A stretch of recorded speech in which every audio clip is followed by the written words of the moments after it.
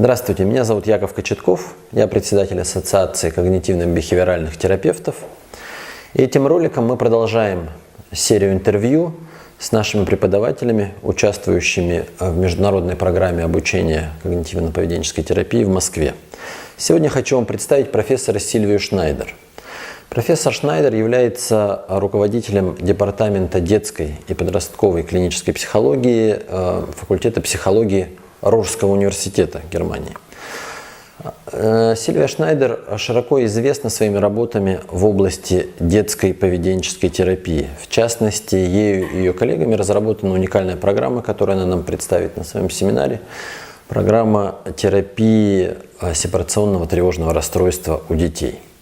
Интервью будет вести моя коллега Александра Илтонская, врач-психотерапевт и заместитель председателя нашей ассоциации.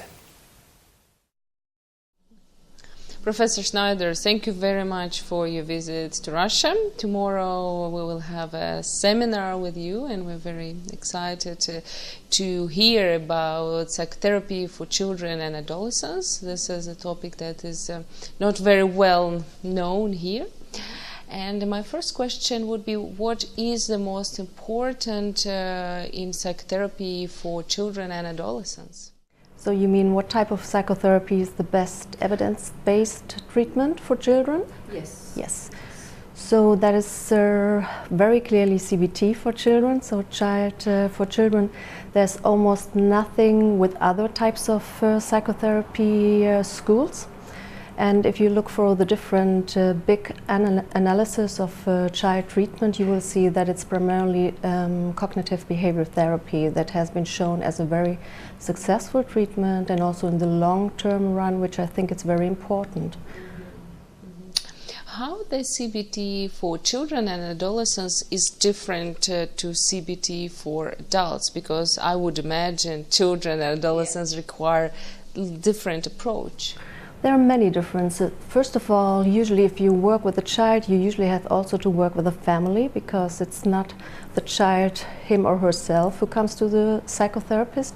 Usually the mother or the father who tells the child, well, you need some help. So usually you will see the father, the mother and the child together. Mm-hmm. That is one important difference between child and adolescents and also adult treatment.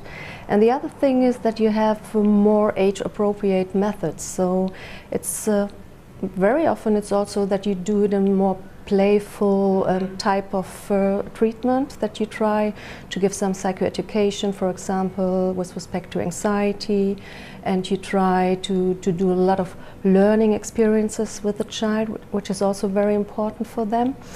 And I think also a difference between, in particular with anxiety, between the adult and child treatment is that here it has to do a lot of giving the child to make experience about self-efficacy. Mm-hmm. Maybe it's not that much habituation. For example, if you try to practice children how they can manage their fear, I think it has a lot to do with increasing self-efficacy in the child. And you said that it is important to include family and parents in the therapy. Does it mean that actually when parents bring their child to the psychotherapy, the whole family became a part of the treatment process? Yes. So there's a little bit of interesting stuff going on at the moment. So what is the case is that typically the family comes with a child to the psychotherapist, but this doesn't mean that you have to do the treatment with the whole family. There's some very interesting studies going on at the moment, and a big issue is, do you really need to involve the parents into the treatment? And actually there's now a big study showing that probably you don't need the parent to be excluded in the treatment. Mm-hmm. And the interesting thing is, why is that the case? Because most psychotherapists think you have to include the parent, otherwise the child will not have success. But there's also interesting research coming from basic research that shows us that parents of children who have anxiety usually have a kind of overprotective behavior, and they do a lot of controlling of their children. And if you also include them in the treatment, maybe they can proceed this kind of behavior, parental behavior, and maybe it's better to do the work with the child alone and to give the child the possibility to learn more about autonomy and to be more self-efficacious. Yeah. That's a very important question, I think, and at the moment there's very much research going on about that topic, and that is totally different to, for example, externalizing disorders like ADHD, where we know you have to have the parents in the treatment, otherwise it won't work. But with anxiety disorders in children, some of my colleagues, they even say you shouldn't include the parents. It's worse to include the parents. You should only work with the child. That is very interesting. That is very interesting. So tomorrow during the seminar, we know that you're going to talk a lot about separation anxiety. Why you think that it is so important to focus on separation anxiety? So could you tell us a little bit about that? I think it's important because, first of all, it's the first anxiety disorder that develops during life. So it starts already at 4 to 5 age, and so it's one of the very, very first mental disorders at all.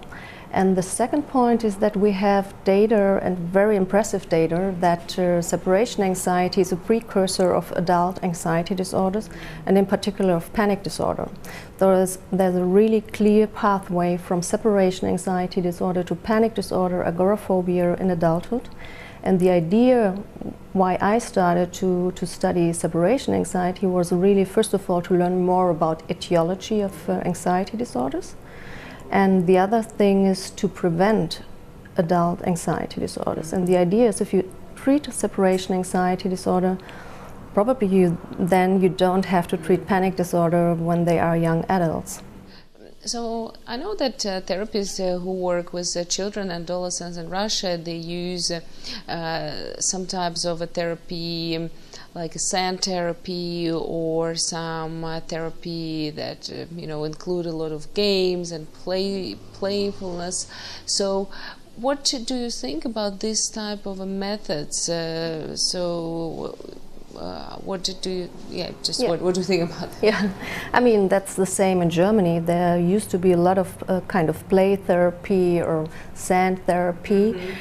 Well, I think it's nice for building relationship, but it's nothing to really change behavior. If you really want to change behavior or emotions in the child, then you have to work with the child, and then you have to do a very focused treatment with the child.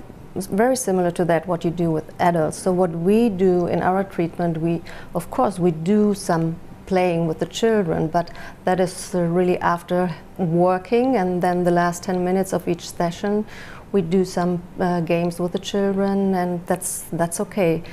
I mean, there's also kind of playing, so what we do, if you see all the material that we use, we try to make it very child appropriate. So we use a lot of pictures and simple things to give explanations about anxiety and how to manage anxiety.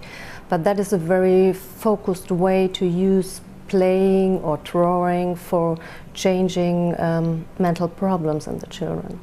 So I think just playing doesn't help. It's nice to build up relationship, and it's nice for reinforcing the child, but it's not a way to change things.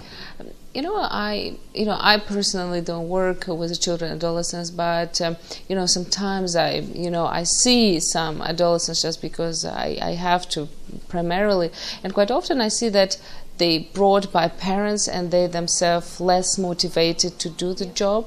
So how do you manage with unmotivated adolescents or children? Yeah. Well, that's the usual thing that we have every day in our clinic.